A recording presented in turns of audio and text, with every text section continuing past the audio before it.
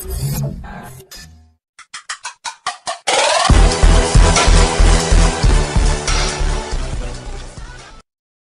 Back to Bong verdict. আমি জ্যোতির্ময়। আজকে চলে এসেছি একটা নতুন এপিসোড নিয়ে।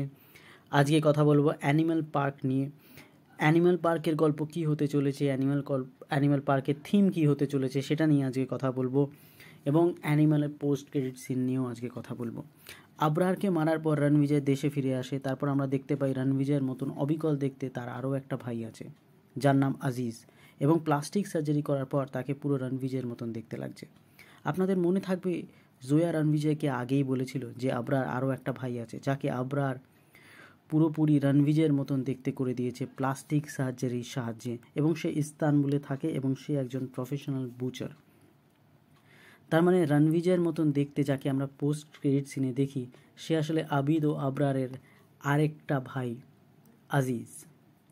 আমরা এটাও দেখতে পাই রণবিজয়ের দুটো ভাই, মানে যারা রণবিজয়ের কাজিন ছিল, যারা জ্যাঠার ছেলে, তারা অনিল কাপুরের বডিগার্ড হিসেবে কাজ করত, এবং তাদের মধ্যে এক ভাইকে ক্যাপচার করেছে এই আজিজ, এবং পোস্ট ক্রেডিট সিনে তাদের মধ্যে একজনকে কুপিয়ে কুপিয়ে হত্যা করে আজিজ।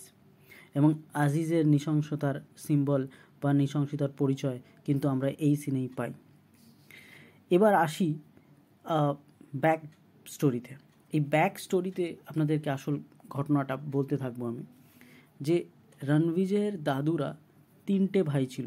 দলবীর মানে প্রেম চোপড়া, রাজধীর মানে সুরেশ ওবেরয়, এবং শমশের, তাকে আমরা দেখিনি, সে কোনো একটা অসৎ কাজ করে, এবং তাই জন্য তাকে রাজধীর বিজনেস থেকে তাড়িয়ে দেয়। এবং পরবর্তীকালে শমশেরের ছেলে আজিম গিয়ে বলবীরের কাছে বিজনেসের হিস্সা চায়, কিন্তু তাকে বলবীর তাড়িয়ে দেয়।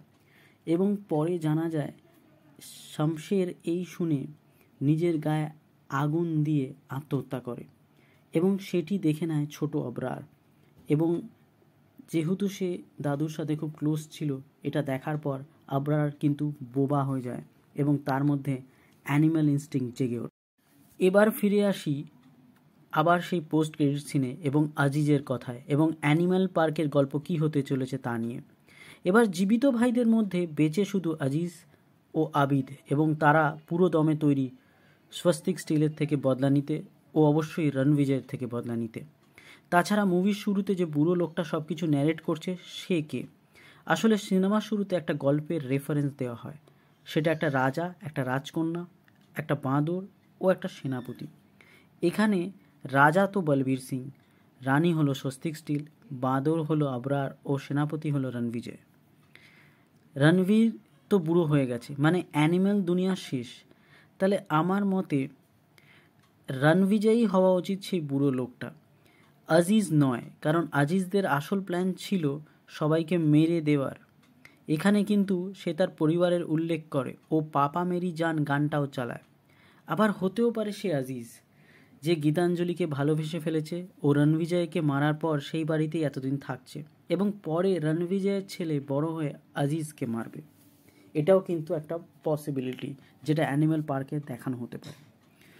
অন্যদিকে যদি বুড়ো লোকটা রণবিজয় হয়, তাহলে সে আজিজকে মেরে দিয়েছে, কিন্তু আবরারের প্রথম দুজন স্ত্রীর থেকে তার 8 জন বাচ্চা ছিল, এবং তার তৃতীয় স্ত্রীর থেকে তার 2টো বাচ্চা জন্ম হয়, অর্থাৎ টোটাল 10টা বাচ্চা আছে তার। তারা কিন্তু অ্যানিম্যাল পার্কে রণবিজয়ের থেকে বদলা নিতেই পারে। সব মিলিয়ে অ্যানিম্যালে ভর্তি এই অ্যানিম্যাল পার্ক, তাই জন্যই হয়তো এটার নাম অ্যানিম্যাল পার্ক। হয়তো জুও দিতে পারতো, কিন্তু এখানে নামটা অ্যানিম্যাল পার্ক কেন কি এখানে অ্যানিম্যালে শুধু একটা অ্যানিম্যাল ছিল বা 2টো অ্যানিম্যাল ছিল, এখানে ভর্তি ভর্তি অ্যানিম্যাল থাকবে। আবার এখানে অ্যানিম্যালের ফন্টটাও কিন্তু চেঞ্জ হয়েছে। আগে অ্যানিম্যালের ফন্টটা লেখা হতো গোল্ডেন কালারে, এবার কিন্তু সেটা হয়েছে রেড কালারের। অর্থাৎ আমরা বুঝতেই পারছি এখানে সাংঘাতিক ব্লাড বাথ হবে এবং অনেক শেডি হবে, এবং এখানে আবরারদের ফ্যামিলির কথা বলা হবে। গোল্ডেন স্পুন নিয়ে জন্মানো রণবিজয়ের নয়, তারা কিন্তু আবরাররা কিন্তু কখনোই গোল্ডেন স্পুন নিয়ে জন্মায়নি, তাই এটা অনেকটাই শেডি হবে।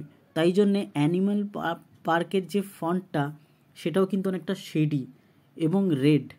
তাই ব্লাড বাথও হবে এবং গল্পটা অনেক শেডি হবে এবং আবরারদের ফ্যামিলির কথাও এখানে বলা হবে যে তাদেরকে কেন বার করে দেওয়া হয়েছিল, তারা কি অন্যায় করেছিল, সেটা কি ঠিক না ভুল, এবং অনেক অনেক অ্যানিমাল থাকবে এবং তাদেরই অপেক্ষায় আমরা থাকছি। যদি এই ভিডিওটা তোমাদের ভালো লেগে থাকে তাহলে অবশ্যই লাইক, কমেন্ট, সাবস্ক্রাইব করো এবং অবশ্যই শেয়ার করো। সাবস্ক্রাইব কিন্তু করো যারা এখনও সাবস্ক্রাইব করোনি। অনেক অনেক